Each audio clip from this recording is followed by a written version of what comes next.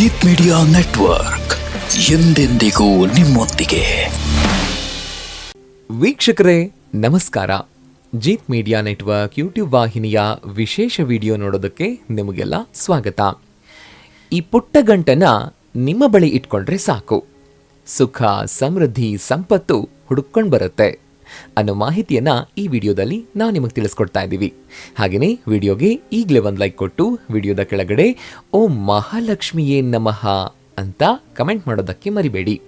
ಹಾಗೆಯೇ ವಿಡಿಯೋದ ಕೆಳಗಡೆ ಇರುವಂತಹ ಜಾಯಿನ್ ಬಟನ್ ಒತ್ತಿ, ಆಗ ನೀವು ಜೀತ್ ಮೀಡಿಯಾ ಚಾನಲ್ ಮೆಂಬರ್ ಆಗ್ತೀರಾ. ಅಂದರೆ ನೀವು ಮೆಂಬರ್ಗಳಿಗಿರುವಂತಹ ವಿಶೇಷ ವಿಡಿಯೋ ಹಾಗೂ ಲೈವ್ ನೋಡಬಹುದು. ಈ ವಿಡಿಯೋದಲ್ಲಿ ನಾವು ನಿಮಗೆ ಪುಟ್ಟ ಚಮತ್ಕಾರಿ ಗಂಟಿನ ರಹಸ್ಯವನ್ನ ಹೇಳಕ್ ಹೊರಟಿದ್ದೀವಿ.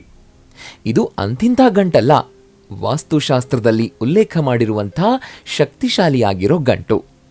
ಈ ಪುಟ್ಟ ಗಂಟು ನಿಮ್ಮ ಬಳಿ ಇದ್ರೆ ಸಾಕು, ನಿಮ್ಮ ಜೀವನವೇ ಬದಲಾಗಿ ಹೋಗುತ್ತೆ.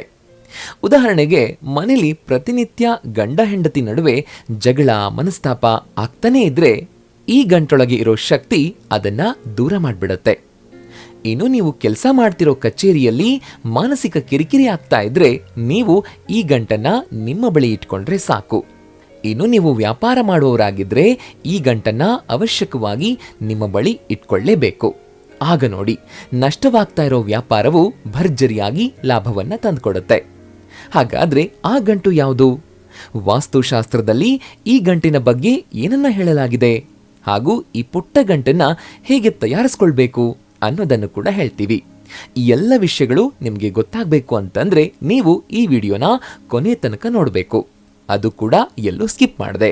ವಾಸ್ತುಶಾಸ್ತ್ರ ಅಂದಾಕ್ಷಣ ಸಾಮಾನ್ಯವಾಗಿ ಎಲ್ಲರೂ ಮನೆಯನ್ನ ಕಟ್ಟುವಾಗ ಯಾವ ಕೋಣೆಗಳು ಯಾವ ದಿಕ್ಕಲ್ಲಿದ್ರೆ ಉತ್ತಮ ಅನ್ನೋದನ್ನ ತಿಳಿಸುತ್ತೆ ಅಂತಷ್ಟೇ ಅನ್ಕೊಂಡಿರ್ತಾರೆ. ಇದೇ ವಾಸ್ತುಶಾಸ್ತ್ರದಲ್ಲಿ ಮನುಷ್ಯನ ಬೆನ್ನಿಗೆ ಬಿದ್ದ ಬೇತಾಳದಂತೆ ಕಾಡ್ತಾ ಇರೋ ಅನೇಕ ಸಮಸ್ಯೆಗಳಿಗೆ ನೂರಾರು ಸಾವಿರಾರು ಪರಿಹಾರಗಳನ್ನು ಕೂಡ ಹೇಳಲಾಗಿದೆ. ಅಂತಹ ಪರಿಹಾರಗಳಲ್ಲಿ ಈ ಚಮತ್ಕಾರಿ ಗಂಟಿನ ಪರಿಹಾರ ಕೂಡ ಒಂದು. ವಾಸ್ತುಶಾಸ್ತ್ರದಲ್ಲಿ ಉಲ್ಲೇಖವಾಗಿರುವ ಈ ಗಂಟಿನ ಬಗ್ಗೆ ತುಂಬಾ ಜನರಿಗೆ ಗೊತ್ತೇ ಇಲ್ಲ. ಗೊತ್ತಿದ್ದವರು ಈ ಗಂಟನ್ನ ಸದಾ ತಮ್ಮ ಬಳಿ ಇಟ್ಕೊಂಡು ಜೀವನದಲ್ಲಿ ನೆಮ್ಮದಿಯನ್ನ ಕಂಡುಕೊಂಡಿರ್ತಾರೆ. ಹಾಗೆಯೇ ಉದ್ಯೋಗ ಮತ್ತು ವ್ಯಾಪಾರದಲ್ಲಿ ಏಳಿಗೆಯನ್ನ ಕಂಡುಕೊಂಡಿರ್ತಾರೆ. ಹಾಗಿದ್ರೆ ಈ ಚಮತ್ಕಾರಿ ಗಂಟು ಎಲ್ಲಿ ಸಿಗುತ್ತೆ ಅನ್ನೋದನ್ನ ಹೇಳ್ತೀವಿ. ಅದಕ್ಕೂ ಮುಂಚೆ ಈ ಪುಟಾಣಿ ಗಂಟಿನ ಬಗ್ಗೆ ಹೇಳೋದೇನು ಅಂತಂದ್ರೆ, ಈ ಗಂಟಿಗೂ ಹರಳು ಉಪ್ಪಿಗೂ ಒಂದು ನಂಟಿದೆ. ಆದ್ರಿಂದ ಮೊದಲಿಗೆ ವಾಸ್ತುಶಾಸ್ತ್ರದಲ್ಲಿ ಉಪ್ಪಿನ ಬಗ್ಗೆ ಏನೇನು ಹೇಳಲಾಗಿದೆ ಅನ್ನೋದನ್ನ ತಿಳ್ಕೊಂಡ್ಬಿಡಿ. ಈ ಭೂಮಿಯಲ್ಲಿ ಉಪ್ಪಿಲ್ದೇ ಇದ್ರೆ ಜೀವನ ಇಲ್ಲ ಅನ್ನೋ ಮಾತು 100% ಸತ್ಯ. ಅಷ್ಟೇ ಅಲ್ಲ, ಸಂಪತ್ತಿನ ಅಧಿಪತಿಯಾದ ಲಕ್ಷ್ಮೀದೇವಿಯು ಕ್ಷೀರಸಾಗರದ ಮಂಥನದಿಂದ ಹೊರಹೊಮ್ಮಿದಳು ಅಂತ ಹೇಳಲಾಗುತ್ತೆ. ಲಕ್ಷ್ಮಿ ಕಾಣಿಸಿಕೊಂಡ ಆ ಸಮುದ್ರದಲ್ಲಿ ಉಪ್ಪು ಕೂಡ ಕಂಡುಬರುತ್ತೆ. ಹಾಗಾಗಿ ಲಕ್ಷ್ಮೀದೇವಿಯು ಉಪ್ಪಿನಲ್ಲಿ ನೆಲೆಸಿದ್ದಾಳೆ. ಉಪ್ಪನ್ನ ಲಕ್ಷ್ಮೀದೇವಿಯ ಅಂಶ ಅಂತ ಹೇಳಲಾಗುತ್ತೆ ಅಂತ ಪುರಾಣಗಳು ಹೇಳುತ್ತವೆ. ಇದೇ ಕಾರಣಕ್ಕೆ ಹೊಸ ಮನೆ ಪ್ರವೇಶ ಮಾಡೋ ಸಮಯದಲ್ಲಿ ಉಪ್ಪನ್ನ ಜೊತೆಗೆ ಕೊಂಡೊಯ್ಬೇಕು ಅಂತ ಹಿರಿಯರು ಹೇಳ್ತಾರೆ. ಇನ್ನು ಅನೇಕ ಸಮುದಾಯಗಳು ಮತ್ತು ಧರ್ಮಗಳಲ್ಲಿ ಇದೇ ಉಪ್ಪಿಗೆ ಆಧ್ಯಾತ್ಮಿಕ ಪ್ರಾಮುಖ್ಯತೆಯನ್ನ ಕೊಡಲಾಗಿದೆ. ಇಂತಹ ಪರಿಶುದ್ಧವಾದ ಹರಳು ಉಪ್ಪನ್ನ ನಮ್ಮ ಅಂಗೈಯಲ್ಲಿಟ್ಕೊಂಡು ನಮ್ಮ ಮನೋಕಾಮನೆಯನ್ನ ಈಡೇರಿಸುವಂತೆ ಪ್ರಾರ್ಥನೆ ಮಾಡಿದ್ರೆ ಅದು ಈಡೇರುತ್ತೆ ಅನ್ನೋ ನಂಬಿಕೆನೂ ಇದೆ. ಆದ್ರಿಂದ ನಿಮ್ಮ ಮನೋಕಾಮನೆ ಏನಾದ್ರೂ ಇದ್ದಿದ್ದೇ ಆದಲ್ಲಿ ಬೆಳಗ್ಗೆ ಎದ್ದು ಸ್ನಾನ ಮಾಡಿ ದೇವರ ಮುಂದೆ ದೀಪವನ್ನ ಹಚ್ಚಿ ಅಂಗೈಯಲ್ಲಿ ಉಪ್ಪನ್ನ ಹಿಡ್ಕೊಂಡು ಮನೋಕಾಮನೆಗಳು ಈಡೇರಿಸುವಂತೆ ಭಕ್ತಿಯಿಂದ ಬೇಡ್ಕೊಳ್ಳಿ. ಹಾಗೇನೆ ಎಲ್ರಿಗೂ ಗೊತ್ತಿರೋ ಹಾಗೆ ದೊಡ್ಡೋರ್ಗಾಗ್ಲಿ ಇಲ್ಲ ಚಿಕ್ಕೋರ್ಗಾಗ್ಲಿ ಕೆಟ್ಟ ದೃಷ್ಟಿ ತಾಗಿದ್ರೆ ಅದನ್ನ ಕಡಿಮೆ ಮಾಡೋ ಶಕ್ತಿ ಹರಳು ಉಪ್ಪಿನಲ್ಲಿ ಇದೆ. ಈ ಉಪ್ಪಿನಿಂದ ದೃಷ್ಟಿ ತೆಗೆದಾಗ ರೊಚ್ಚಿಗೆದ್ದು ಅಳ್ತಾ ಇರೋ ಮಕ್ಕಳು ಕೂಡ ಶಾಂತವಾಗಿ ಮಲಗುತ್ತವೆ. ಇದಿಷ್ಟರಿಂದಾನೇ ಅರ್ಥ ಮಾಡ್ಕೊಳ್ಳಿ ಉಪ್ಪಿಗೆ ಇರೋ ಶಕ್ತಿ ಎಂಥದ್ದು ಅಂತ. ಈ ಹರಳು ಉಪ್ಪಿಗೆ ಇಷ್ಟೊಂದು ಶಕ್ತಿ ಇದೆ ಅಂತ ಗೊತ್ತಾದ ತಕ್ಷಣನೇ ನಾಳೆನೇ ಎದ್ದು ಹೋಗಿ ತಗೊಂಡ್ ಬರಬೇಡಿ. ತಿಂಗಳ ಮೊದಲ ದಿನ ಮನೆಯೊಳಗೆ ಉಪ್ಪನ್ನ ತಂದ್ರೆ ಶ್ರೇಷ್ಠ. ಈ ರೀತಿ ಮಾಡಿದ್ರೆ ಮನೆಯಲ್ಲಿರೋ ದಾರಿದ್ರ್ಯ ದೂರವಾಗಿ ಹಣ ಬೇರೆ ಬೇರೆ ಮಾರ್ಗದ ಮೂಲಕ ಮನೆ ಸೇರ್ತಾ ಹೋಗುತ್ತೆ. ಅದೇ ರೀತಿ ನಿಮ್ಮ ತಾಯಿಯ ಜನ್ಮದಿನದಂದು ಉಪ್ಪನ್ನ ಖರೀದಿ ಮಾಡಿದ್ರೂ ಉತ್ತಮ ಅಂತ ಶಾಸ್ತ್ರಗಳಲ್ಲಿ ಹೇಳಲಾಗಿದೆ. ಇನ್ನು ಮನೇಲಿ ಐಶ್ವರ್ಯ ಲಕ್ಷ್ಮಿ ಅಂಶವು ಸ್ವೀಕಾರವಾಗಬೇಕಾದ್ರೆ ಮುಟ್ಟಿನ ಸಮಯದಲ್ಲಿ ಕಲ್ಲು ಉಪ್ಪನ್ನ ಮುಟ್ಟದೇ ಇರೋದೇ ಒಳ್ಳೆಯದು. ಮುಟ್ಟಿನ ಸೂತಕ, ಮೃತ್ಯು ಸೂತಕ, ಜನ್ಮ ಸೂತಕ, ದಂಪತಿ ಸೇರಿದ ಸೂತಕ, ಅಮಾವಾಸ್ಯೆ ಸಂದರ್ಭಗಳಲ್ಲಿ ಸ್ನಾನ ಮಾಡದೆ ಉಪ್ಪಿನ ಬಟ್ಲನ್ನ ಮುಟ್ಟಿದ್ರೆ ತೊಂದರೆ ಅಧಿಕವಾಗುತ್ತೆ ಅನ್ನೋದನ್ನ ಮರಿಬೇಡಿ.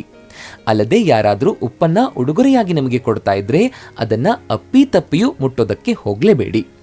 ಅದು ನಿಮ್ಮೊಳಗಿರುವ ಸ್ನೇಹ ಸಂಬಂಧವನ್ನ ಮುರಿದು ಹಾಕುತ್ತೆ ಅಂತ ಹೇಳಲಾಗುತ್ತೆ. ಕೇಳಿಸ್ಕೊಂಡ್ರಾ ಉಪ್ಪಿನ ಮಹಾತ್ಮೆ ಏನೇನು ಅಂತ?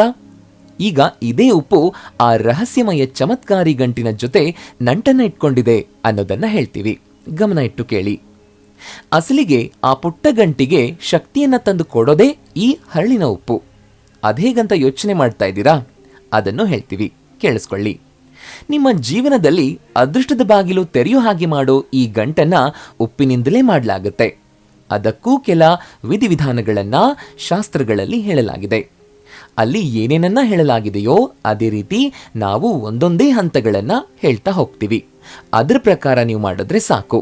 ಮನೇಲಿ ದಂಪತಿಗಳ ನಡುವೆ ಮಾತಿಗೆ ಮಾತು ಬೆಳೆದು ದೂರ ಆಗೋ ಸಂದರ್ಭ ಬಂದ್ರೂ ಅವರು ಒಂದಾಗ್ತಾರೆ.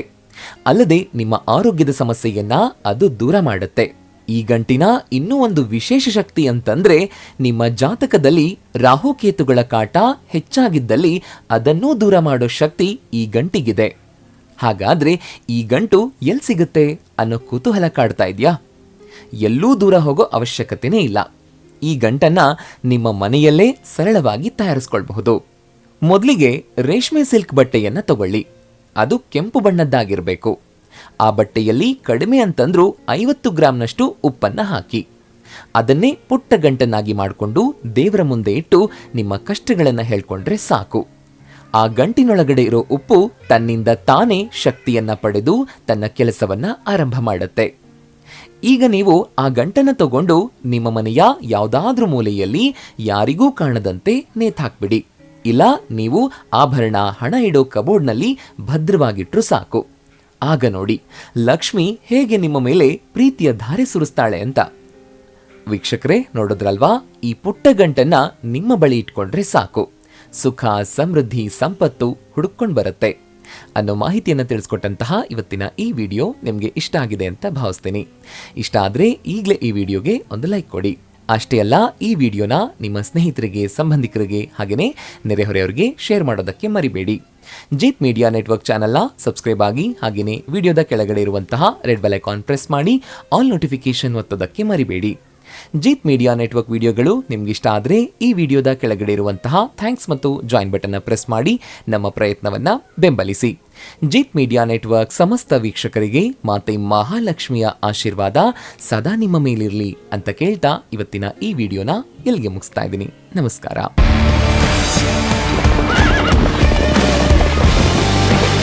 ಜೀತ್ ಮೀಡಿಯಾ ನೆಟ್ವರ್ಕ್ ಎಂದೆಂದಿಗೂ ನಿಮ್ಮೊಂದಿಗೆ.